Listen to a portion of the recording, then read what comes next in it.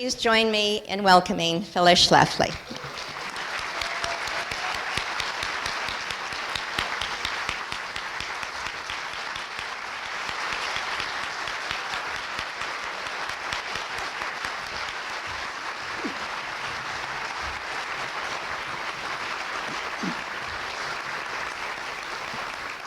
Thank you. Thank you so much, Arlene, and thank you, dear friends. We are so proud to have Arlene Kurla as our state president of California Eagle Forum. She's doing a great job. Give her a big hand. And I want to thank Woody for putting on this magnificent conference this evening. Welcome to San Diego Eagle Forum. You know, the conservative movement was born in the southern part of California, and we're depending on you to lead us to victory again. So thank you. Now, we heard a lot about change from Barack Obama when he was running for president, and on the eve of the election, he announced that he planned to fundamentally transform the United States of America. And now we're finding out how fundamental his transformation and change are. On his 100th day in office, he went to a small town in Missouri, a red state he did not carry, and he boasted, "We've begun the work of remaking America." And he's begun to do exactly that with trillions of dollars turned over to him by an obedient Democratic Congress. Now, Vice President Joe Biden finally said something that is true and important. He said recently, if the Democrats lose 40 House seats, this is the end of the road for what Barack and I are trying to do.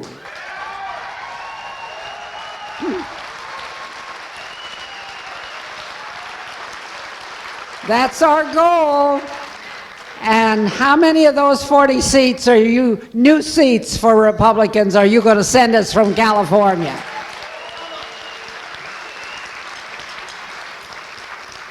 You know, we thought he was associating with some weirdos when he had that preacher, Jeremiah Wright, and that bomb thrower, Bill Ayers. But once Obama got into the White House, then we really did find some more weirdos. I don't know where he dug them all up. Anita Dunn, who was his communications director, said that Mao Zedong was her favorite political philosopher, to whom she turned to for answers to important questions. Well, they finally threw her under the bus. And then another one was Van Jones, who, after he said he admitted that he was a communist, they had to get rid of him too. He now is a professor at Princeton University, I'm sorry to say. And then another one, Cass Sunstein, wrote a book in which he declared that the government owns the rights to your body parts. When the death panel has decided you're not worth spending any more money on, the government can go ahead and remove those body parts right away and give them to some younger person. This is the same one who said that animals ought to have lawyers to sue humans in court. Well, bow wow, that's one of his payoffs to the trial lawyers. So there are a bunch of them. His science czar wrote in a college textbook that compulsory green abortions are an acceptable way to control population growth. I don't know what makes an abortion green, but I guess it's appeasing the environmentalists. Then a lot of people didn't take Obama seriously when he told Joe the plumber that he wanted to spread the wealth around. Well, he's doing that pretty fast in direct income redistribution by taking money away from the people who pay taxes and giving it to the people who don't pay taxes. That's exactly what he is doing.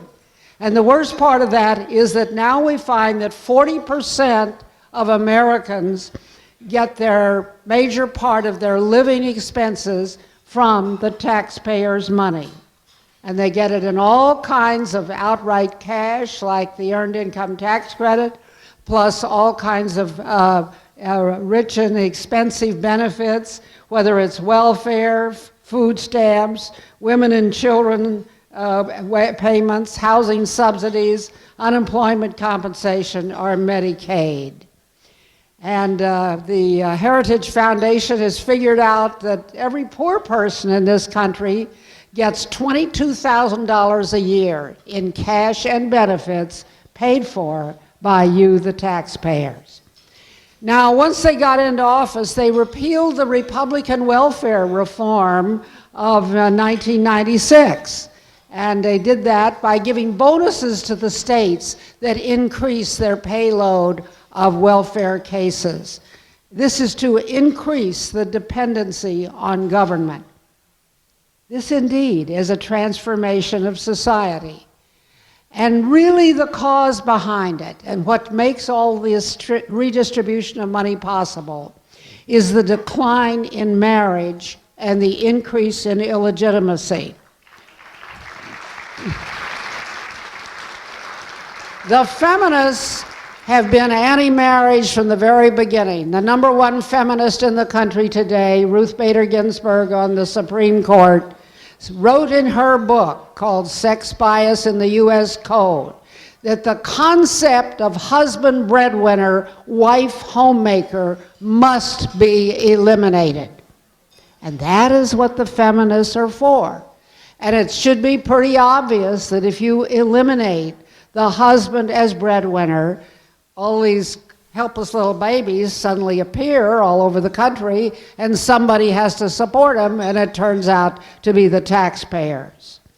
And the Democrats know very well where the source of their votes is. In the last election, you know, the biggest demographic group that voted for Obama was the African Americans. But the second biggest demographic group was unmarried women. 70% of unmarried women voted for Obama for president. And the Democrats know and understand that. And when they put their health control bill, they put in a $2,000 a year marriage penalty. And the Wall Street Journal reporter went over and asked the Democratic staffer on Capitol Hill, what'd you do that for? And he answered, you have to know what your goals are. And we're certainly not going to give a benefit to the traditional type of family. It is designed to provide subsidies to unmarried people. And if you want further proof of that, you can go on our website, eagleforum.org, and you can see a new report that's put out by John Podesta, who runs a left-wing think tank. It's a 60-page document called Advancing the Economic Security of Unmarried Women. And it lists 83 bills in Congress that the Democrats are going to be pushing to give taxpayer subsidies to unmarried women. Now, as Ronald Reagan used to say, if you want more of something, you subsidize it. If you want more jobs, you got to cut taxes. But that's not what they're doing. They're giving taxpayer subsidies to people who don't get married. And it's shot through the legislation that the Obama and the liberals are proposing in every way. Some people try to tell us there's a big difference between fiscal conservatives and social conservatives, and they don't have anything in common. That's not true. If you're just a fiscal conservative and you want to cut the large amount of spending that we are doing at the present time, you've got to realize what's happened to our culture and what's happened to the decline of marriage in this country, because this is where the money is going. And if you want to cut the spending, we have got to restore marriage and legitimacy in our country.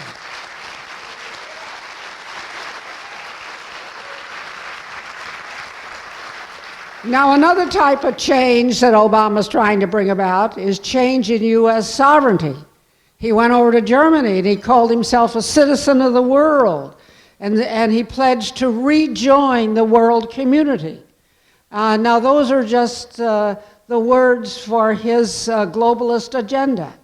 he wants to use his presidential power to get the Senate to ratify a whole series of treaties that would take us a long way toward global rule over our money, our missiles, our laws, our military, our courts, our customs, our trade, and even our use of energy. Every United Nations treaty would interfere with a piece of our sovereignty because everyone has got a monitoring commission to tell us what to do. Now, on April 5th, he went over to Prague in the Czech Republic and he signed the new treaty that's called the START Treaty. He said this is America's commitment to a world without nuclear weapons. Now that's the most rash and ridiculous statement anybody could possibly make. And his fundamental goal of trying to realize a world without nuclear weapons means the United States without nuclear weapons, because there's no way he can stop those evil people in other countries from building nuclear weapons. But his plan is to require deep cuts in all of our missiles and our delivery systems. And he's taking us down the path of nuclear disarmament when we will be the victim of other countries who have no such scruples. Now, the reason we won the Cold War, that Ronald Reagan won the Cold War, was that we had nuclear superiority and never gave it up.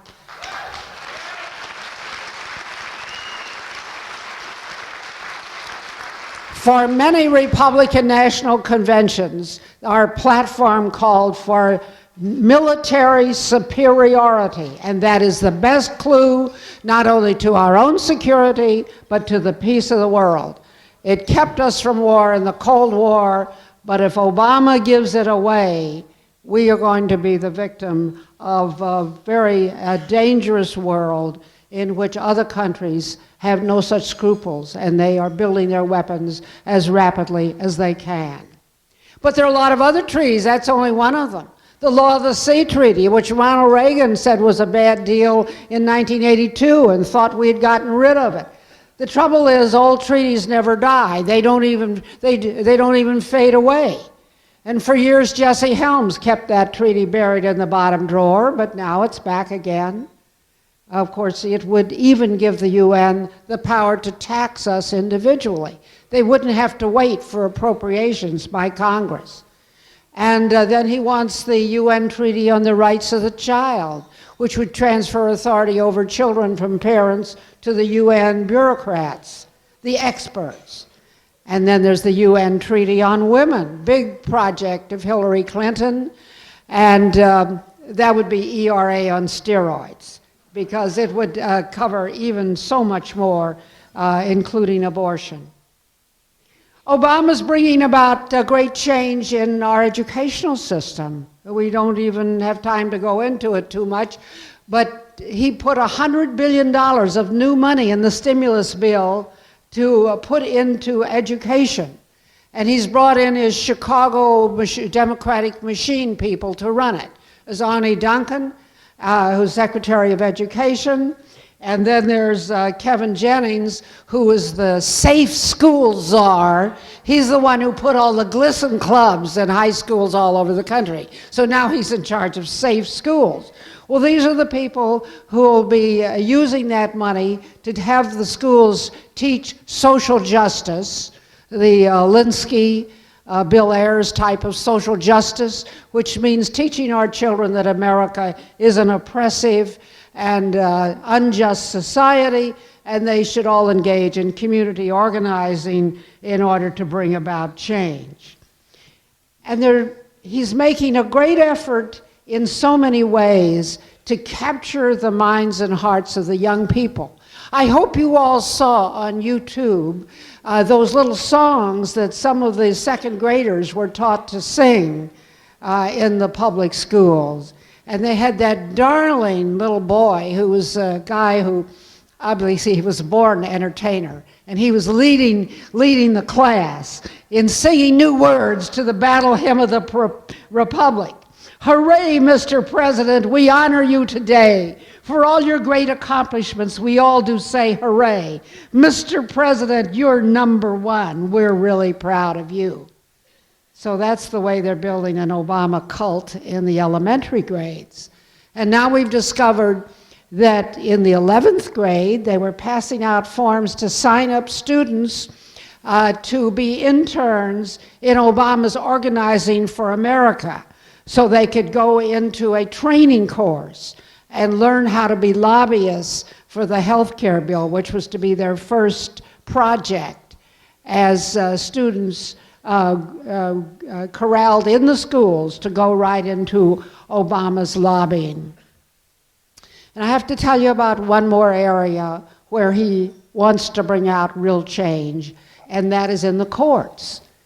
And when Sonia was nominated by Obama to be his first placement on the U.S. Supreme Court, what Obama said was that his major criterion for selecting somebody should be empathy for the poor, the gays, and other minorities, and that was the critical ingredient that a justice must have. In other words, he wanted to know what was in the candidate's heart. He didn't want to know what the candidate thought about the Constitution. But I must call to your attention an interview that Obama gave on Chicago radio station WBEZ several years ago. And the reporter asked him the question, "Who is your favorite Chief Justice?" And he said, "Earl Warren."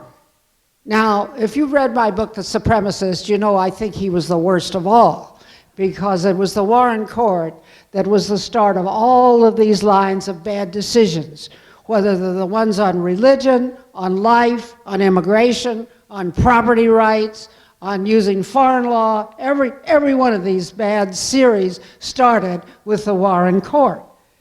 My book, I think Orlean is auctioning one copy tonight, but it's basically out of print. However, you can get it free on our website, and you can download it chapter by chapter and have study group on it so you know all about the courts. But at any rate, when Obama mentioned Earl Warren, he said the trouble was that Earl Warren wasn't all that radical. All he did was change the law. He didn't break free from the essential constraints placed by the founding fathers in the Constitution. He never ventured into the issues of redistribution of wealth. That's his idea of what a justice should be on the Supreme Court. So I don't know, maybe he's looked into the heart of his new appointee and knows what she thinks. We don't know because she hasn't written anything, she hasn't litigated anything, and she never decided a case. But that's the story on Ms. Kagan, whom he has now appointed to be on the Supreme Court. But one judge whom he did get confirmed on an appellate court is a man named David Hamilton. And he is the one who is notorious for handing down a decision saying that the Indiana state legislature could not allow a prayer mentioning Christ's name because that would be sectarian, but it would be okay for a Muslim to offer a prayer to Allah. Now think about that. Fortunately, another court overruled him, but that was what he wrote. So what can we do? The polls all show that conservatives are the largest ideological group in America today. There are twice as many people.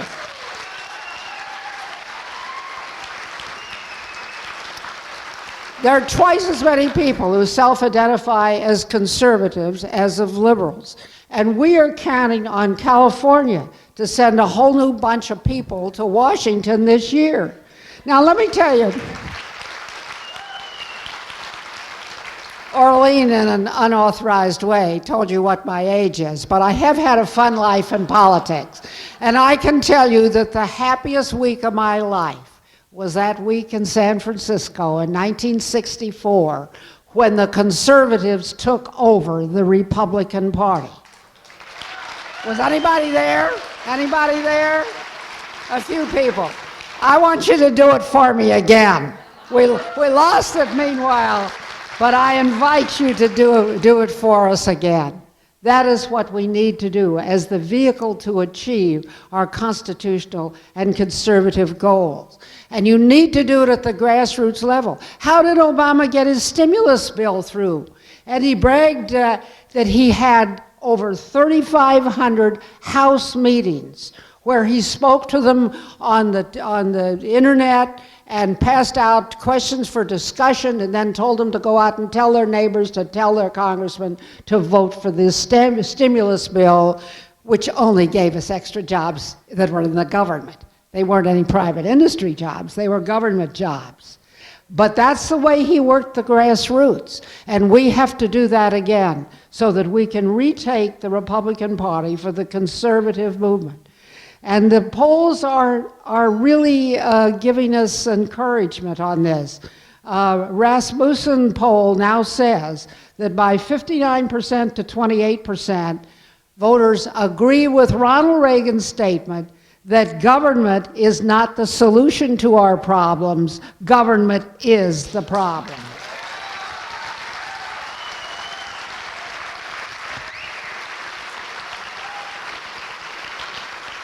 So there are all kinds of things that we need to do, and we need the help of everybody, the old-timers as well as the young people. We need to address all of these problems that I've mentioned to you and more that you can think about. But we need your help. We need your active help every day. I know a lot of people are hoping that we're going to have a resurrection of Ronald Reagan, but he isn't coming back. We've got to train all the people who are out there and teach them how to be conservatives and tell them what we want. And I believe that leaders will emerge when we have the basis of the grassroots that is demanding a conservative constitutional government. And I believe that those who wait upon the Lord will rise up with wings like eagles, and they will run and not get weary.